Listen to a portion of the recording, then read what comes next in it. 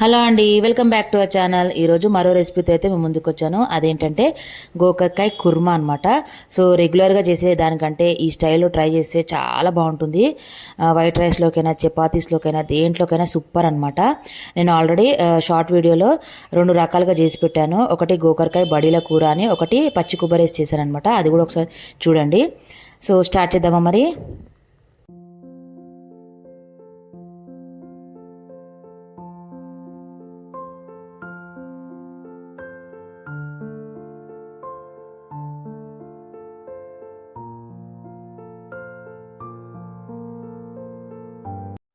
నేనైతే half KG గోకరకాయ తీసుకున్నాను. Cut చేసుకొని వాష్ చేసుకొని పెట్టుకోవాలి. మసాలా కోసం ఎండు కొబ్బరిని కాల్చుకొని ముక్కలుగా కట్ చేసుకోవాలి. పల్లీలు కూడా వేయించేసుకొని మిక్సీ జార్లోకి వేసుకోవాలి.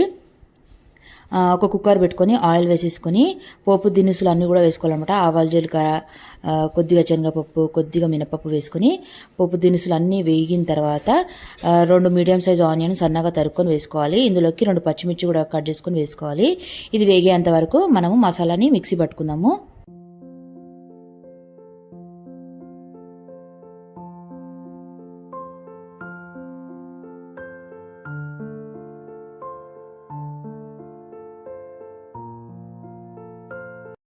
ఈ కర్రీ అయితే నేను మార్నింగ్ చేశాను, పిల్లల లంచ్ బాక్స్లోకి, మా ఆయన లంచ్ బాక్స్లోకి అని చెప్పేసి. కిచెన్ అంతా కూడా గందరగోళంగా ఉంది. పిల్లలు వెళ్ళాక నీట్ చేసుకోవాలి. సో ఈ మిక్సీ జార్లోకి ఎండు కొబ్బరి, పల్లీలు వేసుకున్నాం కదా, 1 స్పూన్ ధనియా పౌడరు, కొద్దిగా గరం మసాలా, కారం కూడా వేసేసుకుని మిక్సీ పట్టేసుకోవాలి పౌడర్ లాగా. సో ఆనియన్, పచ్చిమిర్చి వేగిపోయింది. ఇందులోకి పసుపు, అల్లం వెల్లుల్లి పేస్ట్ వేసేసుకొని కట్ చేసి పెట్టుకున్న గోకరకాయ వేసేసుకొని కొద్దిసేపు నూనెలో వేయించుకోవాలి.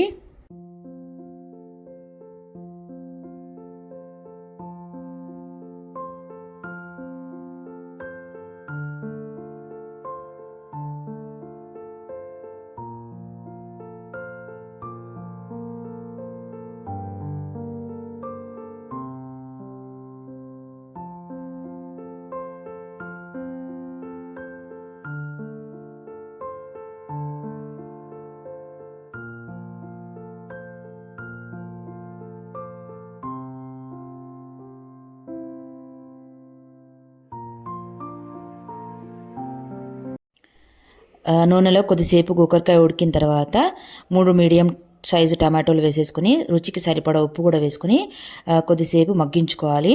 మనకి గోకరకాయ మంచిగా మెత్తగా ఉడికితేనే టేస్ట్ బాగుంటుంది. సో పిల్లలు కూడా ఇష్టంగా తింటారు అలా మెత్తగా ఉడికితేనే. కచ్చపచ్చగా ఉంటే తినరనమాట ఇష్టంగా. సో గోకరకాయ అనేది మెత్తగా ఉడకాలి.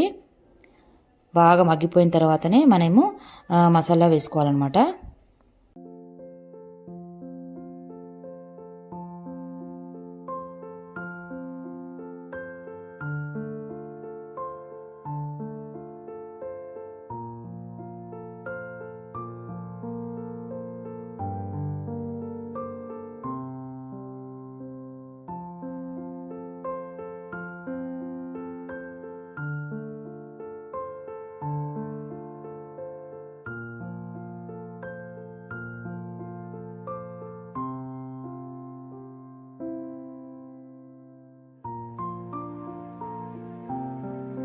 ఇలా గోకరకాయ బాగా మగ్గిపోయిన తర్వాత మిక్సీ పట్టుకున్న మసాలా వేసేసుకుని సరిపడా వాటర్ కూడా వేసేసుకుని ఒక 4-5 విజిల్స్ వచ్చేంత వరకు ఉడికించుకోవాలి. మెత్తగా ఉడికితేనే మనకి టేస్ట్ వస్తుందన్నమాట గోకరకాయకి.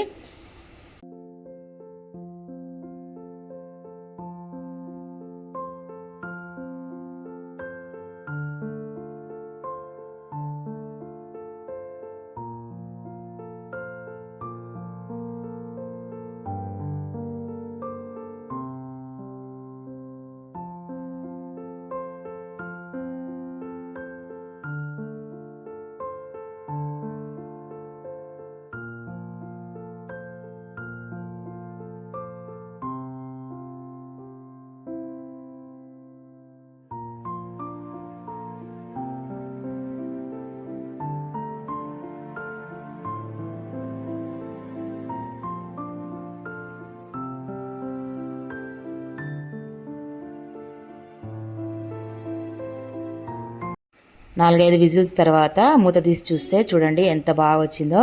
ఫైనల్గా ఇందులోకి కొత్తిమీర కరివేపాకు వేసేసుకుని మరో 2 నిమిషాలు స్టవ్ మీద పెట్టేసుకుని స్టవ్ ఆఫ్ చేసేసుకుంటే అంతే అండి, ఎంతో టేస్టీగా ఉండే గోకరకాయ కుర్మా రెడీ.